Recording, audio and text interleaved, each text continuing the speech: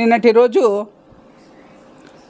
చట్టసభల్లో, పార్లమెంట్లో, రాజ్యసభలో మన అమరావతి రాజధాని అన్నందుకు చట్టసభల్లో భద్రత కల్పించడానికి మన పిఎం గారు మోడీ గారికి, అదేవిధంగా అమిత్ షా గారికి, అదేవిధంగా అమరావతి కావాలి అని చెప్పేసి అసెంబ్లీలో కూడా చట్టం చేసిన అమరావతే మా రాజధాని అని నిర్ణయించి అమరావతికి అభివృద్ధి పరచడానికి కంకణం కట్టుకున్న మన ముఖ్యమంత్రి నారా చంద్రబాబు నాయుడు గారికి, అదేవిధంగా ఉప ముఖ్యమంత్రి పవన్ కళ్యాణ్ గారికి, మన యువ నాయకులు లోకేష్ బాబు గారికి ధన్యవాదాలు అర్పిస్తూ శుభాకాంక్షలు తెలియజేస్తున్నాను.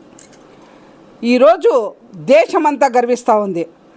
ఆంధ్రప్రదేశ్కి రాజధాని అమరావతి అని చెప్పేసి చట్టభద్రత కల్పించడంలో. ఏ దేశానికైనా కానీ రాజధాని ఒకటి ఉండాలి.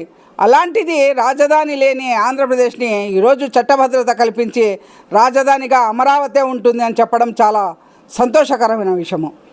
ఇంతకుముందు 5 సంవత్సరాలు పరిపాలించిన మన మాజీ ముఖ్యమంత్రి జగన్మోహన్ రెడ్డి గారు ఆ రోజు కూడా 3 ముక్కలాట అని చెప్పేసి 3 రాజధానులు చేస్తామని చెప్పడము చాలా బాధాకరమైన విషయము.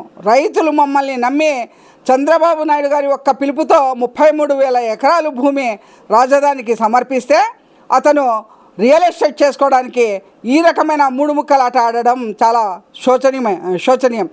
ఈ రోజుటికైనా మారినాడా అని చెప్తే మారలేదు. ప్రజలు ఇతని పనితనానికి చూసే 11 మంది ఎమ్మెల్యేలు ఇచ్చారు.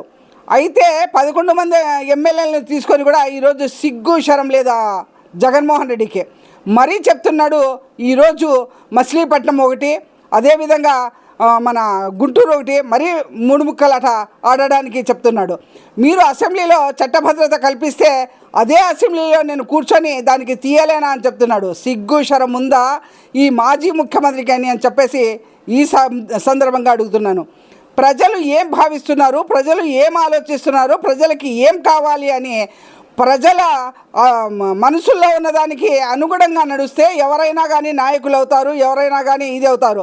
ఈరోజు మన చంద్రబాబు నాయుడు గారు అహర్నిశలు కష్టపడుతూ తెలుగు ప్రజల కోసం, తెలుగుదేశం మన ఖ్యాతి కోసం ఈరోజు ఎంతో కష్టిస్తూ అమరావతి మనకు రాజధాని అని చెప్పేసి నిర్ణయించుకొని అసెంబ్లీలో చట్టభద్రత కల్పించడం, అదేవిధంగా మన ప్రైమ్ మినిస్టర్ గారిని చెప్పి అదేవిధంగా రాజ్యసభలో, పార్లమెంట్లో చట్టభద్రత కల్పించినందుకు ఈరోజు చాలా దేశమంతా గర్విస్తూ ఉంది.